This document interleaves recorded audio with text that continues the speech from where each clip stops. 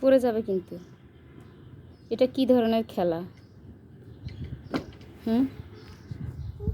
তুমি বলো কি খেলা? ঢেকির খেলা এটা। হ্যাঁ, গোসল করবে? এখন কি দুপুর হয়ে গেছে?